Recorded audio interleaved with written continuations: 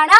അപ്പൊ മക്കളെ എല്ലാവരും ചോദിച്ചൊരു കാര്യം മിസ് സിമ്പിൾ ഇക്വേഷൻസിലെ ഇമ്പോർട്ടന്റ് ആയ ക്വസ്റ്റ്യൻസ് പറഞ്ഞു തരുമെന്ന്. അതേപോലെ എന്റെ മക്കൾക്ക് സിമ്പിൾ ഇക്വേഷൻസ് സോൾവ് ചെയ്യാനൊക്കെ കുറച്ച് ബുദ്ധിമുട്ടുള്ള കാര്യങ്ങളൊക്കെ എന്ത് ചെയ്തിട്ടുണ്ട്, നിങ്ങൾ കമന്റിലൂടെ അറിയിച്ചിട്ടുണ്ട് അല്ലെ.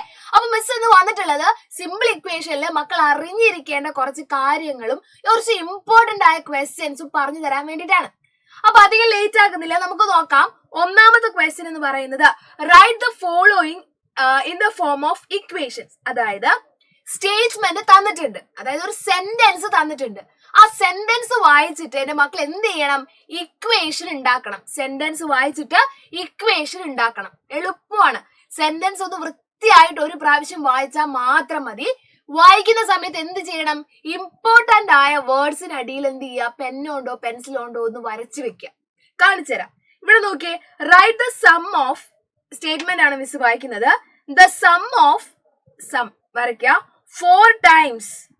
The sum of 4 times A number. ഒരു നമ്പറിന്റെ 4 ടൈംസിന്റെ കൂടെ എന്തോ ആഡ് ചെയ്യുന്നുണ്ട്. എന്താണ് ആഡ് ചെയ്യുന്നത്? And 5. The sum of 4 times A number and 5 gives a number 5 times of it.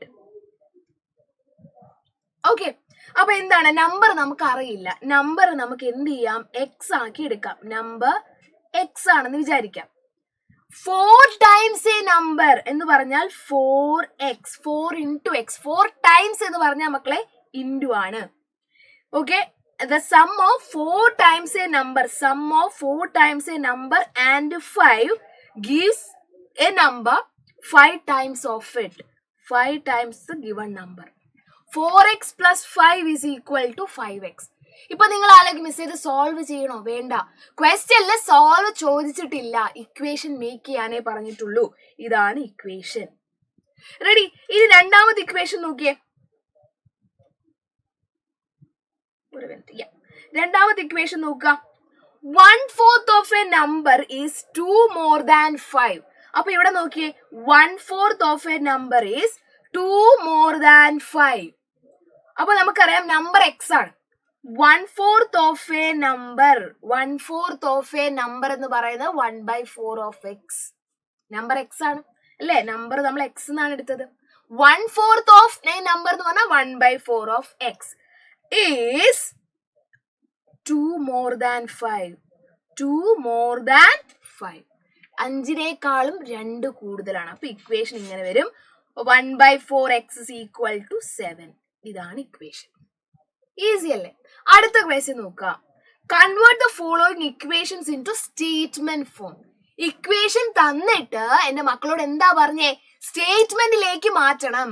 Okay, നോക്കാം.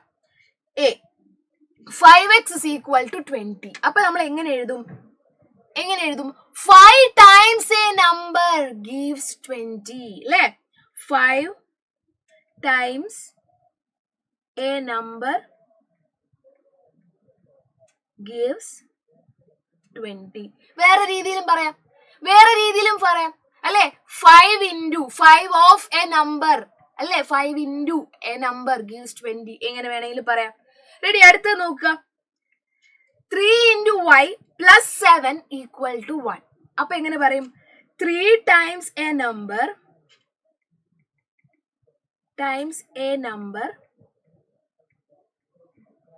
അല്ലെങ്കിൽ സം ഓഫ് അങ്ങനെ കൊടുക്കാം അല്ലെ.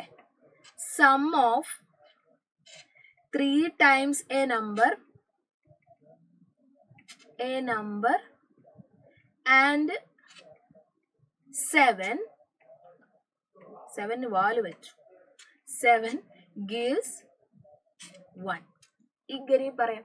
Sum of 3 times a number, 3 times a number എന്ന് പറയുമ്പോൾ 3x ഓ 3y ഓ, a number and 7 gives 1. Simple അല്ലേ?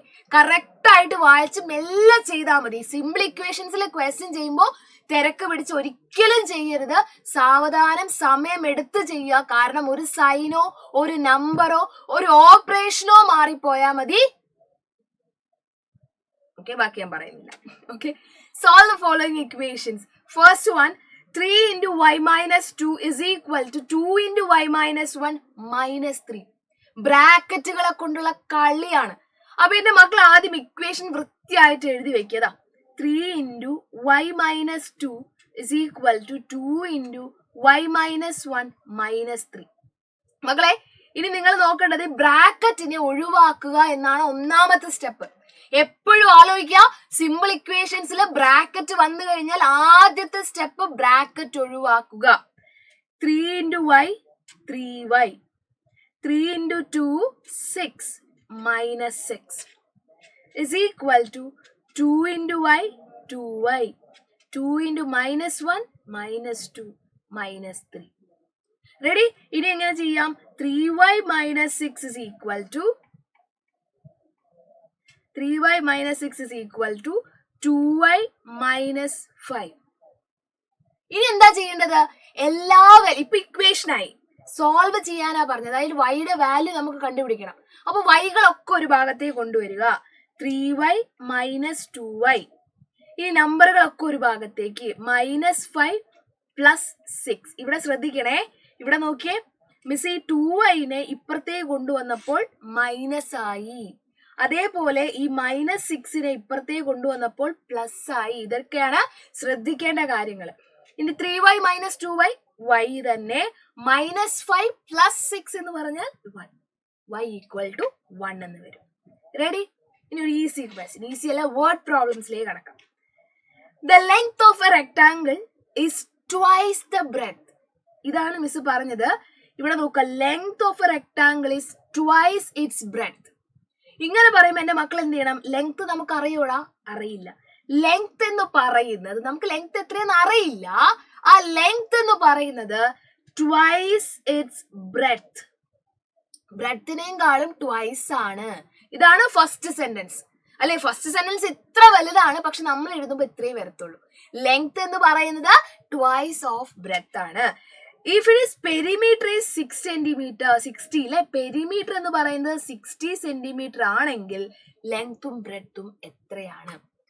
മക്കളെ, നിങ്ങൾക്കറിയാം റെക്ടാംഗിളിന്റെ പെരിമീറ്റർ കാണാനുള്ള ഇക്വേഷൻ എന്ന് പറഞ്ഞാൽ 2 into L plus B ആണ് അല്ലെ?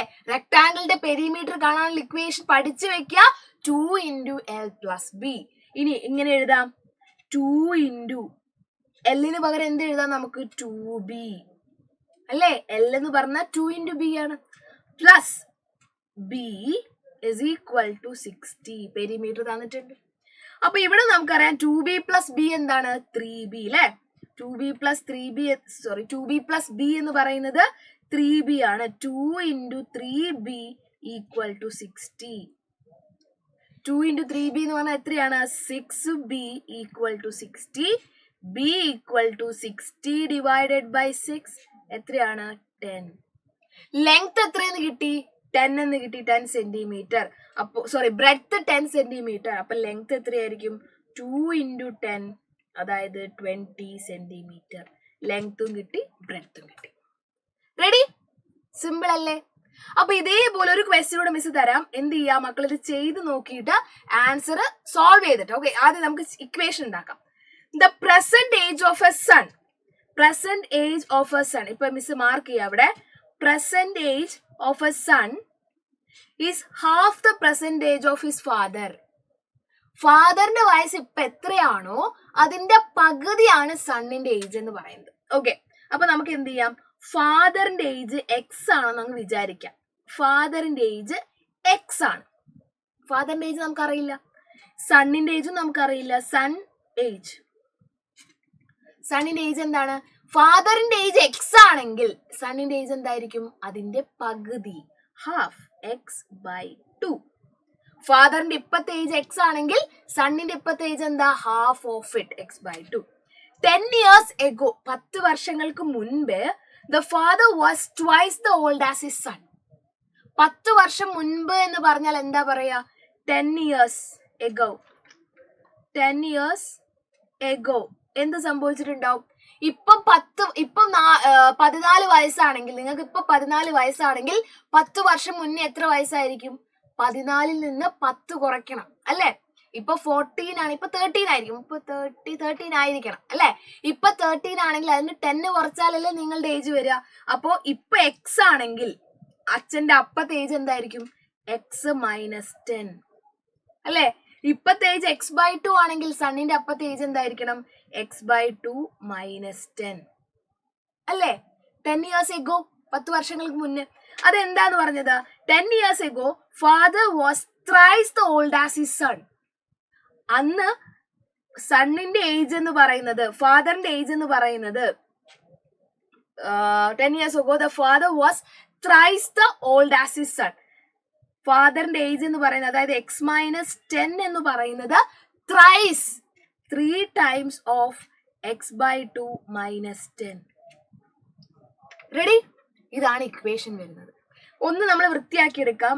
x-10 is equal to, അതായത് 10 വർഷം മുന്നേ ഉള്ള അച്ഛന്റെ വയസ്സ് എന്ന് പറയുന്നത് മകന്റെ വയസ്സിന്റെ 3 ഇരട്ടിയാണ് അല്ലെ? thrice as old as his son, 3 ഇരട്ടിയാണ്. അപ്പം 3 into x/2 minus 3 into 10, 30. Okay, അപ്പൊ ഈ ഇക്വേഷൻ ആണ്. അപ്പൊ എന്റെ മക്കൾ എന്താ ചെയ്യേണ്ടതെന്ന് വെച്ചാൽ ഈ ഇക്വേഷൻ കോപ്പി ചെയ്യുക, ഇതൊന്ന് ചെയ്ത് നോക്കുക. ഓക്കെ, ഈ ഇക്വേഷൻ ഒന്ന് സോൾവ് ചെയ്ത് നോക്കുക. ഇത്രയും ആയില്ലേ? ഇനി എന്താ എഴുതേണ്ടത്? x-10 is equal to 3x/2 minus 30 അല്ലേ? ഇതാണ് നമ്മുടെ ഇക്വേഷൻ. എക്സുകളെയൊക്കെ ഒരു ഭാഗത്തേക്ക് കൊണ്ടുവരിക, നമ്പേഴ്സിനെയൊക്കെ ഒരു ഭാഗത്തേക്ക് കൊണ്ടുവരിക, സോൾവ് ചെയ്യുക. എന്താണ് ആൻസർ കിട്ടിയെന്ന് എന്ത് ചെയ്യുക? കൃത്യമായിട്ട് കമന്റ് ആയിട്ട് പറയാം. Okay, so thank you students, thank you so much for your valuable time. Have A great day. Bye bye everyone.